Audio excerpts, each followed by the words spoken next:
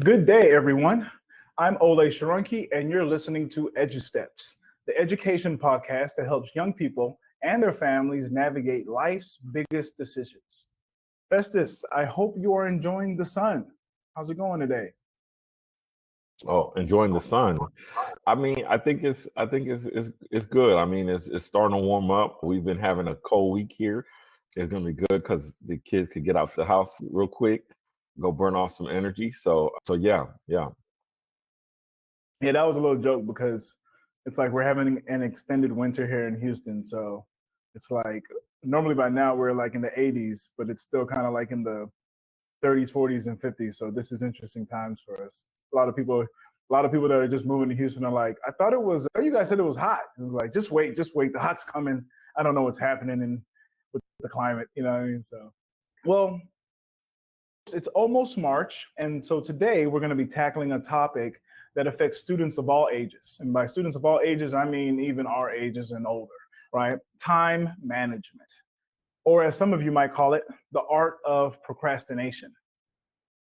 So, with that being said, let me also introduce our wonderful other guest with us, Jamarc Crawford, a soon to be Dr. Crawford. You're going to be bringing us some of that wonderful academic perspective on time management and student success. How you doing today, sir? Hey, I'm doing good. Thank you for having me. Always, absolutely, always. Thank you for always joining us and being with us. All right, so parents, students, and educators, this one's for you. Stick with us and don't forget to hit the subscribe button so you can stay ahead of the curve on the latest education trends. So, the first thing I want us to talk about today is the psychology of procrastination. And so, I think this is a great topic for all of us because it's something that we've all dealt with, something that some of us still deal with. I know I do. And I think for young people, it's great to learn about it, how to deal with it, where it comes from, so you can kind of beat some of those things that hurt you as you get a little bit older. For educators, it's great to understand, the way your students are dealing with these things. And the same kind of goes for parents, right? It's great to see how the younger ones, how your children are seeing these things, and maybe some things that you're not even noticing that you may be doing that's playing an impact or a role in our students' lives. So let's start off by talking about the psychology of procrastination. When we think about why students procrastinate, a lot of times it goes beyond laziness.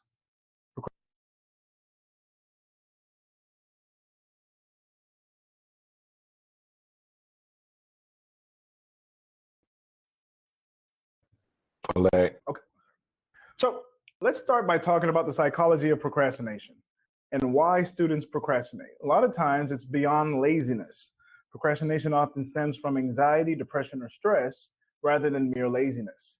Students may experience self criticism, remorse, and low self esteem, leading to a cycle of procrastination. Severe procrastination is usually associated with higher levels of anxiety, depression, and stress. It has a negative impact on work and studies and physical activity and things like diet, rest, and sleep. Research shows that successful students are good time managers. Effective time management is usually linked to higher academic performance and better overall quality of life. So let's start off by talking about the psychology of procrastination. What are some of the things that we've experienced in regards to procrastination, and how easy is it that you've seen or that you've been through to kind of go into that cycle of, before you know it, you're procrastinating on everything. Everything.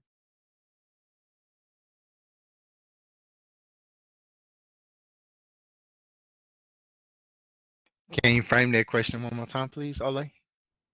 What are your experiences with procrastination?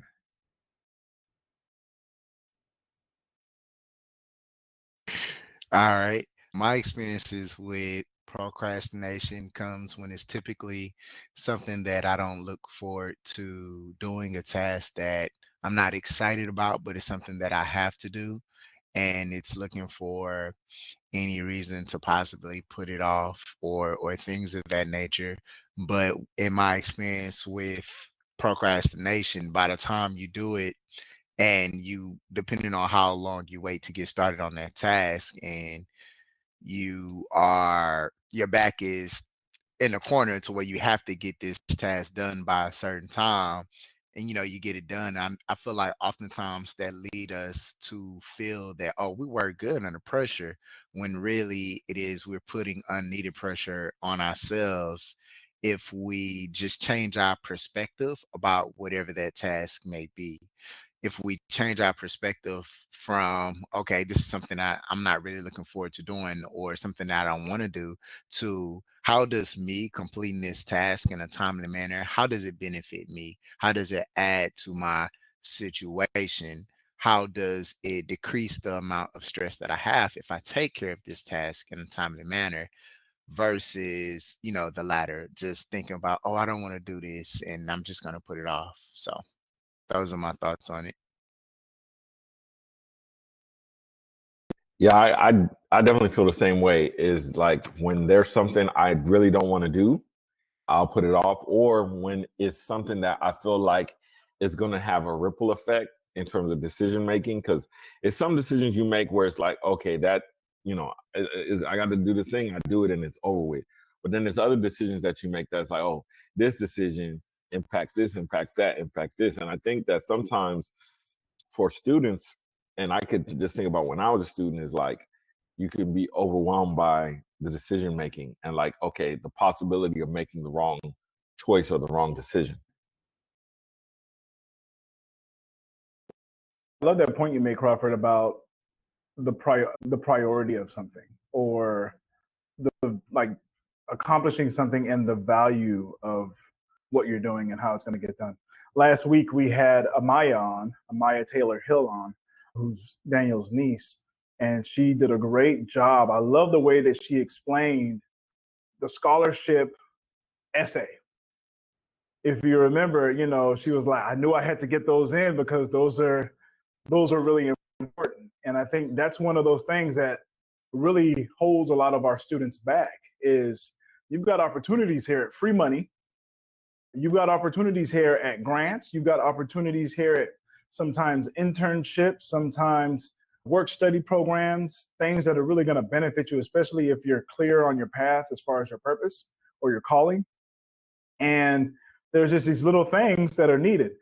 Festus, you mentioned the trickle effect, right? Or it has a ripple effect with this particular task that needs to get done. And it's like, well, if I don't do this, just one little thing, I won't be able to finalize the application, which means I won't be able to send it in, which means I won't even have a shot at getting this money, which means I'm probably going to have to pay back this money, which means that everything that I've been kind of working for to put myself out of a hole, I'm putting in my hole just because you didn't do one little thing. And so when you talk about procrastination, it's understanding, I think y'all did a great job of describing that, how this one thing will affect many other steps. And essentially, it will affect you. So, I just really, really great job talking about that. Go ahead. I also love how Festus brought up decision making and, procrastinating when having to make certain decisions. And I like that simply because, just thinking about it, how we could just change our perspective to where, he was coming from, what if, I make the wrong decision? And one of the ways that we could just change our perspective about situations like that is, okay, if I make this decision, whether it works or not work, the sooner I can learn from it and adjust. Absolutely. That's a great point. Yeah. The sooner you can learn from it and adjust. Yeah. That's part of being a teenager. I feel like a large part of it is like wrong direction, didn't want to listen to your mom or your dad, figured it out, went the right direction. It's a lot of that going on and on. And it also reminded me of, I don't know why I had this thought, but I'm not even going to go there. We'll have time. We'll talk about it later. But I want to kind of switch over to the next point. The next topic is, all right, we've talked about the psychology of procrastination.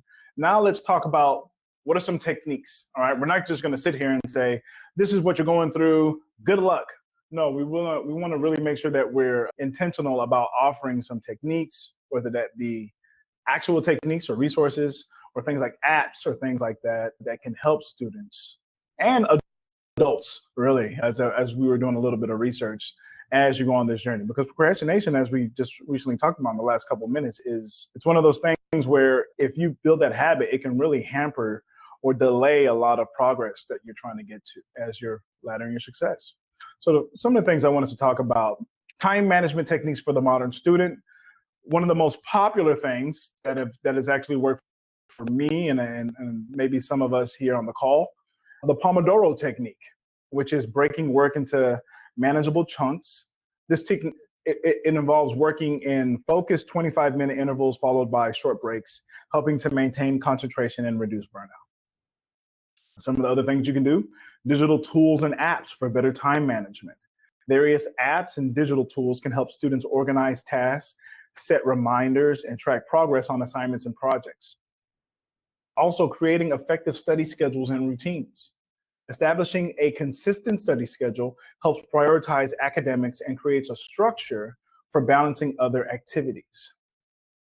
Studies indicate that time management skills positively impact student learning and outcomes.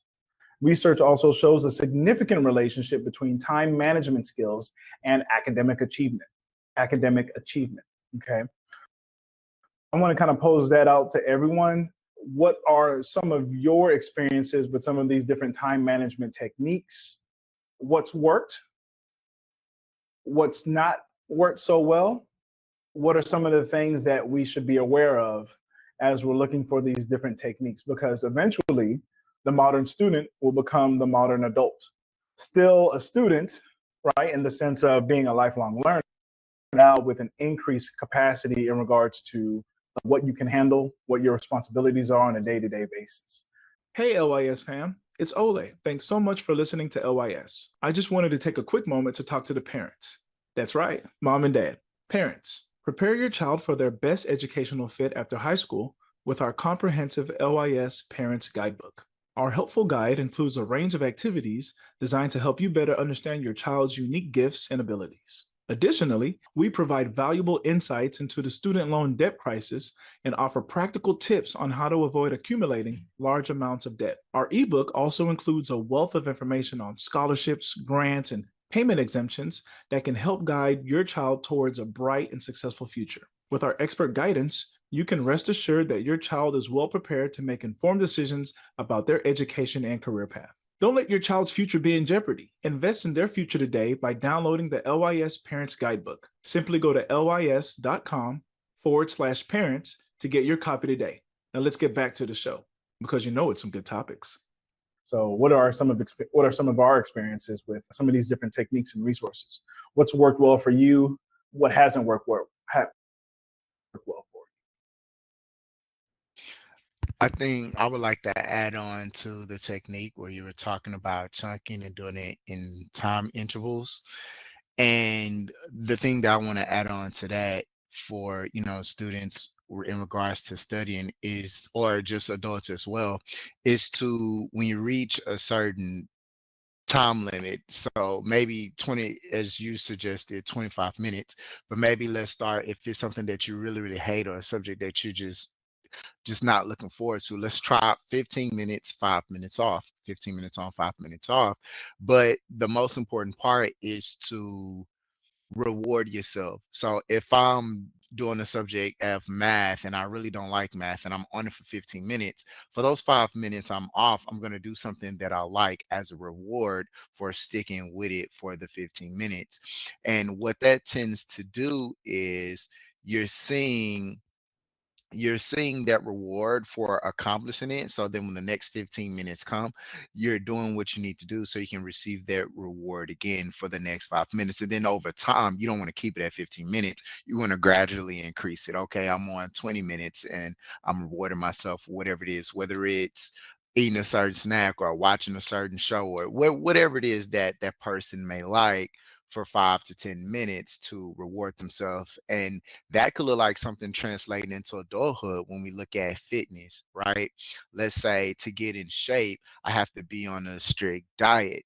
Well, the most often times when we kind of we feel like we can go cold turkey. I'm just going to stop eating all of these things and you'll do good for a month. But the time you do go back to eating whatever it is that you like, you're just gonna just indulge in it so much that it could possibly undo the work that you did. So one of the good strategies, again, by rewarding yourself through dieting is, okay, instead of eating like this all 7 days out the week, let's start off with, okay, 4 days out the week, I'm gonna eat like this, and then 3 days, I'm gonna reward myself to these things. And then gradually it'll go up to 5 days and then 2 days and things of that nature. And so you're experiencing that reward until you build the healthy habit of studying or doing whatever the task is that you don't like. So you want to build a healthy habit because you become good at what you practice.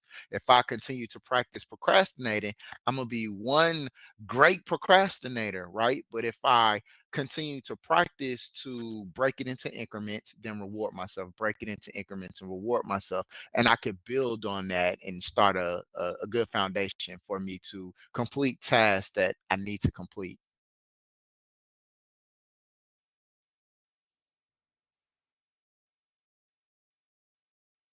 Yeah, I'm gonna hop on that, and I'm gonna just chime in with this. Coming up, it was multitasking. That was the big kind of catchphrase. You gotta learn how to multitask. And I used to work in a place called Wing Zone, and that's kind of where I heard the term and all of those things. And then later on in life, I heard of not multitasking but serial tasking. And so as I was listening to the reading the article, the guy said there's no such thing as multitasking. There's only serial tasking. And he said multitasking is trying to do multiple things at once. And he was like, because there's only one you can never really accomplish that. He was like, well, serial tasking is you're doing this task, you switch over, you do this other task, and you switch over and you do this other task. And back to this place, Wing Zone, I worked at, I was a cook in the kitchen. So it was like, you got an order coming, you don't just stop and let that order finish, you know what I mean? And then you go do the next order. It was like, yo, somebody else's order came in. Why is there a way you could take a break, or you could basically, while this is in this phase, I'm gonna go over here and do this other thing. And that helped me to become more productive, but by way of looking at how I looked at time. You know what I mean? And so often we look at time on just such a linear scale versus, again, doing time chunks and saying, hey, if I got my priorities in order, let's assume you got your priorities in order. How long do I think it's going to take me to do X, Y, or Z? Okay, so let's say I got X thing, Y, Z thing. So then what I could do is I could say, well, X might take me 15 minutes. Y might take me 20 minutes. Z might take me 30 minutes. Okay, well, because even though this might not be a priority, this is where I have the time. Let me get this done in that time. You know what I mean? Until I can get everything done. Now, there's some times where something's just a priority and it got to get done, period. And so, you want to always frontline that. But just some thoughts on some things that have been helpful to me. Sometimes they're not as helpful now because as an adult, you feel like you be kind of spazzing, ADHD, and you know what I'm saying, where it's like, oh, I got so much stuff to get done. Wonderful points. I think we can all attest to this. The name of the game as you get older is going to be consistency. I think we may try something new and it works really well. It's like, man, this is pretty awesome. And then 2 weeks later, someone asks you and they're like, hey, man, are you still doing that thing you had mentioned to me? Because I tried it and it was pretty good. And you'd be like, oh, yeah, I stopped, because, to Festus' point, life gets in the way. I always do that thing where like, if I'm really stressed, the thing that keeps me going is always remembering that Festus is married and has 2 kids. I always say, if I'm stressed, just imagine how stressed Festus is. And I'm like, all right, let's keep going. Because it's just me. I don't have, it's just me. And then, you got another person, he's got like a whole other people that he's responsible. All right, yeah, it could be worse. So just keep going. Crawford, I love what you said about breaking down the Pomodoro. That's what I did actually when I started the Pomodoro. The dude said 25 and I was like, we'll do 5. It's just we'll do 5. You got to know your audience, okay? We'll start off with 5. But I think that's great for students. is learn any technique you're given, learn to adapt that technique to something that's beneficial for you. Who knows you better than you, right? And then, also you want to talk about the be, know, do pattern. Know your relationships, right? You got friends who probably know a lot of these things. If your friends know some of those things, ask those questions. Learn to ask those questions. Don't be afraid, even if they're not really a friend, someone you consider a friend. That's a relationship that's what I like to call, or what LYS calls transitional social interactions. Those are people that you just meet throughout the day-to-day of life. Don't be afraid to meet those people and ask those people questions, right? So great points there. I love that. I want to now talk about balancing academics and life. And I apologize. I do sincerely apologize. But before we go there, I actually went and looked up a couple of different, because we're talking about resources, and I want to go over some apps here that students can go on and just download real quick and take a look at to see if they'll help. All right. I'm going to read through these kind of fast, so you may have to slow down or pause as I'm saying them, but I just want to be able to say them, to put them out there so you'll know about them. All right. So we've got My Homework Student Planner, Trello, surprisingly, which is something that we use at LYS as a project management, or really a goal accountability tool. Evernote, Remember the Milk, Clockify, Focus Keeper, Notion, TickTick, not TikTok, but TickTick, Studious, Microsoft Todoist, that is Todoist, Google Tasks, Habatica, and Self-Control. That's a Mac app. I went ahead and I did a little research. I got a chance to look at a couple of those and see, for the most part, they all have really unique things about them. I think that will really help some of our students. So real quick, I want to say a quick shout out to D Hill, who looks like okay, you were covering your face. I didn't know I didn't know if you had one of those shiesty masks on. Shiesty. I was good. I look like Yoda over here, don't I? Use the force. Your friend I am. No, but yeah, so I just wanted to throw those out there for everyone. Now I want us to go ahead and talk about balancing academics and life, right? For a lot of our young people, you're going to be managing extracurriculars. You're going to have a part-time job. You got a social life. You got to prioritize activities you truly enjoy and be realistic about those commitments. Consider time requirements, travel time, and potential clashes with other obligations that may come about throughout the journey. Talk about also the importance of self-care and avoiding burnout. It was actually at the Real Men Real Talk, the last one we went to, Festus, where it was a man, great guy, he was talking about a cup or a bottle. And he said, in life, every day, we pour a little bit out of our bottle. When we talk to people, when we care for people, when we love people, just in our normal day of life of activity. When you get to the point where there's nothing left in that bottle and you're still trying to pour, that's called burnout. All right. And I'm sure it even happens. I'm positive it happens for young people. Right. So the importance of self-care and avoiding burnout. Regular exercise. I don't care if you're going out for a 20-minute walk, preferably if you're in high school or early college and no phone. But if you want to have some music, I get it. Just don't be using your phone as you're walking.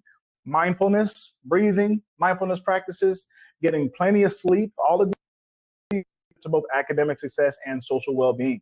It's hard to do these things when you don't have examples of them. So we always talk about, in between the being and the knowing portions of the be, know, do Venn diagram, the importance of relationships, making those relationships, right? Having people who do some of those things, looking for role models in those 7 different aspects of life and asking them those questions, right? Setting realistic goals and prioritizing tasks. That's a huge thing for me. You have a task or a goal you want to get to, and you're like, I want to do it the best of the best of the best. And it's like, relax. The most minute portion of that step to get you where you want to go to, that's where you want to start off with. Okay. Really quick, research suggests that the ability to manage free time substantially elevates the quality of life. Hey, LYS fam, it's Ole. You know, if there's one thing I love, it's something free. I'm talking free 99. un gratis. No shipping or handling fees, no gotcha fees, nothing like that.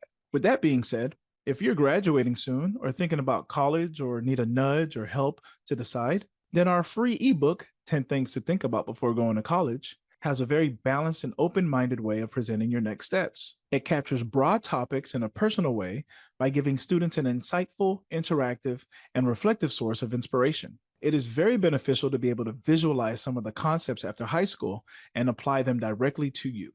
We all know life, college, and career planning decision-making choices for students can be challenging, especially as they near the completion of high school. This book will provide you with a self-paced guide to your success beyond academics and into real life. Not only is it free, you can complete this book within a week.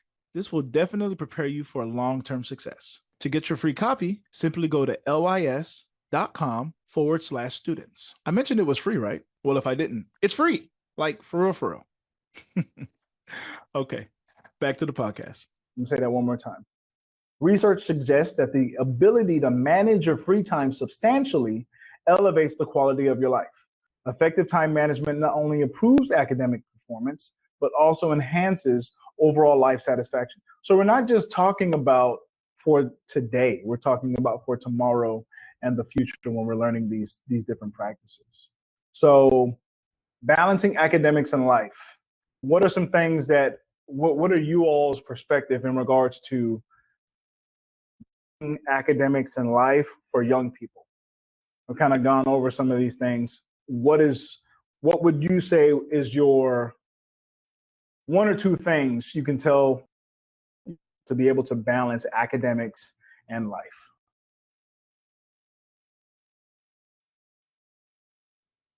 Yeah, so the biggest thing is be no do is really understand what you want to know or what you ultimately want to do, right? And go after it. You know, a lot of the times I think procrastination comes in when there is lack of, how do I put this? There's lack of direction. And so the longer you kind of meander, you know, so let's say, for example, you're about to graduate, you haven't made a decision on what you're going to do after you graduate. And then you're like, well, you know, I'm going to just keep putting that decision off. But then here comes testing, then here comes prom, then here comes this. And you keep putting that decision off instead of just saying, okay, if I want to be I want to work with animals. Let's just say that's, you just know you want to work with animals. Okay, who works with animals? Okay, veterinarians, you know, the pound, there's certain people who work with animals. Okay, cool. I'm going to get around people who work with animals. Just by making that one decision, it automatically eliminates the other things that are going to slow you down and cause you to procrastinate, you know. So I would say just make that one decision about what you're passionate about, what you want to do, you know, because that's going to lead to a bunch of other decisions. And so sometimes when you know what to say, your yes tells you the other yeses, and your no tells you the other no's sometimes, you know. So I'll leave it at that. Hey, LYS fam, it's Ole. Just wanted to take a quick break to let you know that even though the cost of college can be daunting, the LYS Scholarship Guide ebook can assist you in realizing your dreams. You can identify and apply for scholarships using the information, advice, and resources in our comprehensive guide. Also, we've provided a template for a successful scholarship essay to help you stand out from the crowd. Don't allow student loan debt to control you. Get your copy of the LYS Scholarship Guide ebook right away to take charge of your destiny. Simply go to lys.com/parents to get your copy today. Now let's get back to that fire conversation. I think another way to find a good balance between academics and life is to not wait for the perfect world scenario. What I mean by waiting for the perfect world scenario is that if I have this particular homework in this subject and I wait to do that particular homework, I have a large enough block to do it. Let's say I wait to where I know for a fact I have an hour of free time or 2 hours of free time, right? We're waiting for those perfect world scenarios to happen to where we can do that particular task or assignment, well, the reality of that is that might not come, and we use that as an excuse to put it off, and be like, well, I didn't have time, right? But when we take advantage of the moments of time that we have right in front of us, such as if I'm a student and maybe I have 15 minutes to wait for my ride to come, right? I can make the best use of that 15 minutes by getting started on whatever that task may be or whatever that homework may be. That's 15 minutes dedicated to doing that. And that is adding towards progress of that particular homework assignment. So I'm making progress. And that's what's the most important thing, to make progress, not wait for a large chunk of time to become available within our schedules and dedicate that time. Because oftentimes things always come up and happen. So if we just take advantage of the moments that we have to continuously just make progress, all of those little steps of progress are going to add up towards completion of the task.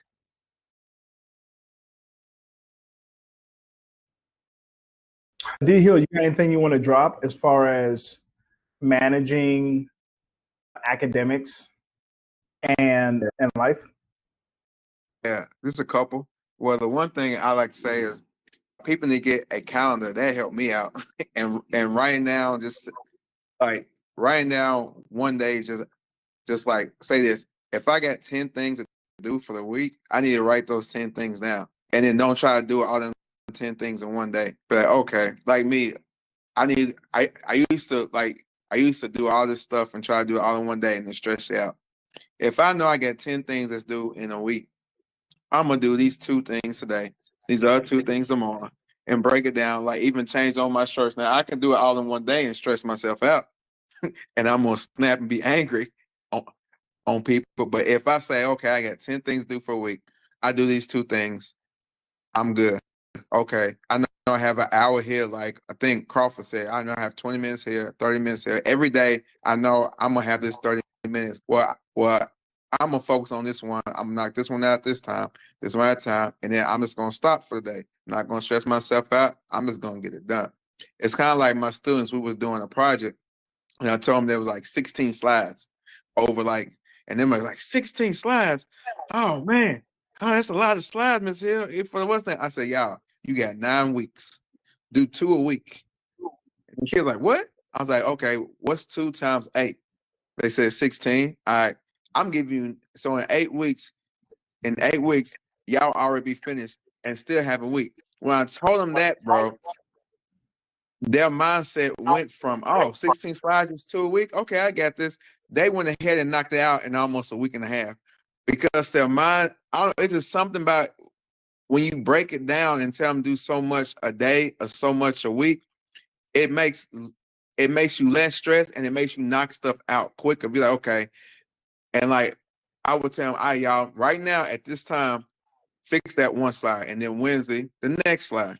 But them kids after that, bro, they just knocked it out and just did their thing. But the best thing is, like I said, and like I think Festa says something about after school, when school gets out or after you graduate, like it ain't just doing school. Like, you know what I'm saying? Like y'all work with people in school, after school. Like these kids take a break and then want to get back in the school year. But if they don't plan and set stuff right and get their calendar right, then that 1 year off turns into 10 years off. Turns to 12 years off. And it's just stress and it'll just take more time. So everybody just need to get a calendar, write down what they have to do for the week, and just focus on doing just a little bit at a time. And when you do that, you will knock out so much stuff so fast. Man, definitely all great points. Thank you for that, Hill. That actually reminded me of something that Festus would tell me that he would do. I'm sure you still do it, Festus, where you kind of just write everything down, everything that you got to get done for the week. And I think that's great, even on its own, just making a list, because a lot of times you say you have this, this, and this to do, but taking a couple minutes and just thinking about everything that you need to get done gives you a chance to kind of slow down and think about things that need to get done to accomplish other tasks. So kind of one of those things where you need to do this and then you need to send an email out, right? Or you need to do this and then you need to send it to a particular person. So So it's no longer, because a lot of times we're the buffer. We're the thing that's kind of holding something from getting something accomplished. I'll give you all a quick example. When I was working in accounting, I had to do a lot of reports that would either go to the accounting manager or then go to the chief accounting officer or the controller. A lot of my reports would. Now, I struggled, and I still struggle, with starting things. So you can imagine these are huge spreadsheets that have all this financial information that I'm sitting there and I'm just like, Crawford, you mentioned it. I already didn't want to be doing the work. Now I have to do the work, and so I would just be sitting there like, oh, I don't want to do this, man. Oh my gosh. Knowing very well that my accounting manager is waiting on it because there's a report that she needs to make. And she needs the information that I'm doing to get that work done. And she needs to send that to the controller because she also has something that she needs to get done, which is dependent on that work there. So understanding, all of those little things, taking time to write those things down and accomplishing them, right? And so last thing I want us to go over before we kind of wrap up is when it comes to overcoming your procrastination habits, one of the things I would say is know yourself. That's one of the biggest things. Know yourself and be very honest with yourself, right? If you know you struggle with getting things started, think of some ways to help you get started with certain things. If you know you do really great with starting things, but you struggle with finishing them off, you may want to think about working with the most important first, right? But usually that's what you want to do. You want to start with either the most important things or the really easy things to kind of get going on when it comes to momentum. So when it comes to overcoming procrastination habits, identify your personal procrastination triggers. Why do you have this thing that leads to procrastination? First thing we talked about was the psychology of procrastination. You have a fear of failure. Are you a perfectionist? These things can help you develop strategies to overcome your procrastination. We talked about the Pomodoro method. Make sure you're studying in a really conducive study environment. Make sure you're minimizing distractions if you know you're easily distracted. That's a thing for me. I get easily distracted, right? Those things can help you improve your focus. There's something called the 2-minute rule. I'm not sure if any of y'all are familiar with the 2-minute rule, but the 2-minute rule says for tasks that take less than 2 minutes, do them immediately. This will help you build momentum and is going to reduce the tendency to put off those small tasks. Studies show that pre-planning your studies benefits academic performance, and it also indicates that students who plan their study time effectively achieve better academic results, right? So let's go ahead and talk about what are some of the benefits that y'all have seen when you do practice good time management skills. What are some of those benefits? Peace. Peace. That's the best thing. 100%. I would say peace, and then also having more time. So like, particularly for me, if I don't feel like I got enough done, then I feel like, oh man, even when I'm laying down and resting, I shouldn't be doing this. I should be getting stuff done. And it's like, well, when I took care of the important priorities, then I could kind of rest and not really think about those things.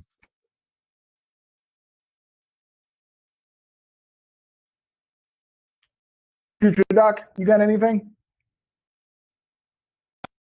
Yeah, it'll be the same. Just that peace and that good feeling of I got this accomplished. I don't have to worry about it anymore, even though it may be a task that I wasn't looking forward to completing.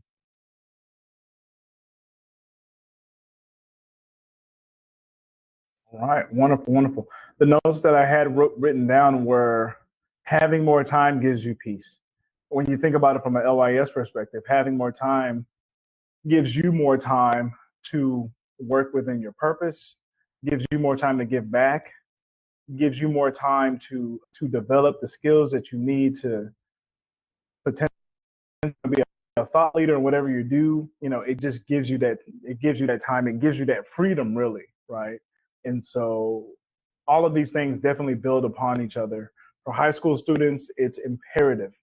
Of going to the Science and Engineering Fair of Houston about, was it last week already? Yeah. Oh, yeah. Yeah, it was last week. And, to see students doing things like this, to see students doing, I believe one of the projects we saw was the effects of sleep on academically proficient students. You remember that one, Festus? The effects of sleep on academically proficient students. These are high school. I remember it. And just to hear them talking about the benefits of getting, or the difference between 5 hours to 8 hours, and the different consequences of those things was amazing.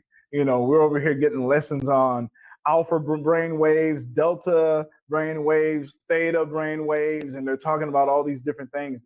It's amazing. It's amazing to see where they are. So that is just some things to think about in regards to procrastination.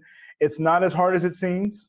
Some of the things that, just in talking, you got to really know your habits.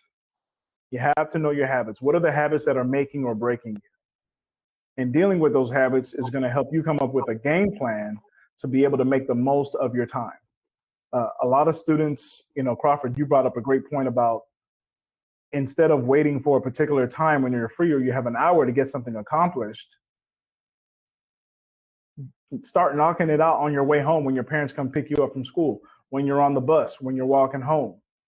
Don't walk and text though. Don't be walking it on your phone. But just think about those things, as you're moving along. One of the things I've noticed is if you tell me, so for instance, Festus and I, we had to make a move. We had to make some quick moves. And so if you tell me that we've got to get something done, I struggle with getting it done later. My best bet is to get it done immediately when you tell me to do it, while it's still fresh in my mind. Because if not, there's a higher chance it's not going to get done, or it's not going to get done in time. So that's just me. Oh, sorry. Okay. So me knowing that, I'm like, I got to go take care of this now, because if I don't, it's just not going to be done in a time that's beneficial. And I think a lot of us sometimes can be scared to come to terms with things that are, we would consider them to be not the best. Nobody's perfect. No one's asking you to be perfect, because no one's done it, right? And so when when you know yourself, start to create those boundaries for yourself, so you know how to make the most of your time, you know how to make the most of where you're headed in the right direction, or areas that you need a little bit of, right?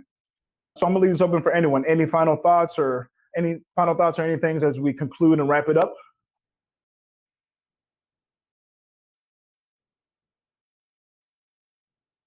No, I think this was a great segment for anybody who's trying to transition and they're wondering, okay, well, maybe they feel super stuck and they don't even know, they don't even know what procrastination is.